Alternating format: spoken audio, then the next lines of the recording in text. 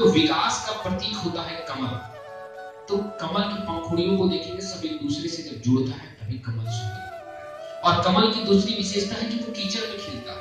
यानी अज्ञानी से अज्ञानी पुरुष में भी अगर ज्ञान खिल जाए तो लोग उस ज्ञान के चलते उसकी अज्ञानता को भूल जाते। कमल जब कीचड़ में खिलता है तो संसार कीचड़ को नहीं देखता, फिर कमल की सुंदरता। किसी तालाब में अगर बहुत सारा कमल खिल जाए ना तो लोग कहेंगे वाह देखो कितना सुंदर वो कमल देखने मिला।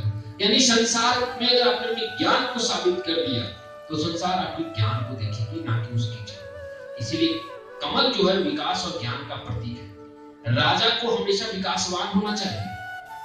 ऐसा नहीं कि राजा को ये कभी भी नहीं सोचना चाहिए कि हमने अब ये काम कर लिया अब आराम से 6 महीने सोएंगे ना। हर पल हर क्षण, जैसे आप सत्ता में आज की सरकार को देखिए कि एक काम हुआ दूसरी काम का वादा। प्रजा कभी सुखी हो ही नहीं सकती, प्रजा का मांग निरंतर बढ़ता ही रहता है। उसी तरह राजा के विकास को भी निरंतर बढ़ता रहना चाहिए, तभी प्रजा संतुष्टित हो सकती है। चतुर्थ हाथ में अगर आप उनका देखिए तो बाएं हाथ के सबसे निचले में है उनका गदा। गदा क्या है?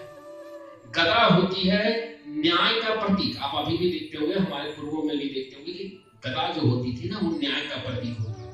गदा न्याय का प्रतीक होता है कि विष्णु जी ने गदा को मुख नीचे की ओर रखा, जबकि हनुमान जी ऊपर कंधा पर रखा। राजा नहीं, विष्णु जी ने गदा को जमीन की ओर रखे, यानी नीचे की ओर। यानी दंड सबको नहीं दिया जाता है। दंड तभी उठाओ और दंड देने के लिए जब प्रजा दंडी कार्य करे, दुष्टों के लिए ही गदा उठती है।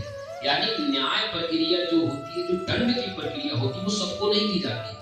अगर कोई व्यक्ति हमें 4 गाली देते और मैं राजा के पद पर बैठा हूं तो मैं उसे तुरंत फांसी या मारने ना लगूं कि भैया उसने मुझे क्यों गाली दिया। मुझे पहले ये देखना चाहिए कि हो सकता है वो दुखी मन से। इसका एक उदाहरण आता है कि एक ब्राह्मण ने कृष्ण को बहुत अपमानित किया क्योंकि उसके कई पुत्र मृत्यु को प्राप्त हो गए।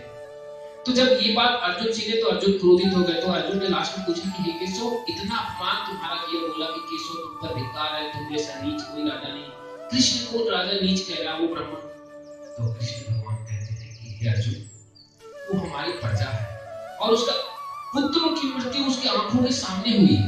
वो दुखी है, वो हताश है, उसे लग रहा है कि मैं उसके पुत्रों की रक्षा नहीं कर पाया। इसीलिए वो अपने क्रोध और अपने पितृ दुख के कारण, अपने पुत्र के दुख के कारण हमें गाली दे रहे हैं। इसीलिए वो दंड का भागीदारी नहीं। हम राजा हैं, हमें ये चीज का समझना होगा कि हमारी प्रजा किस प्रकार से है, किस भाव से क्या कह रही है। अगर वो दुखी है और हमें गाली दे रहा है तो वह दंड के भागीदारी नहीं है, बल्कि गलती हमारी है कि जब उसका पुत्र मरा वो दुखी था तो हमें सांत्वना देनी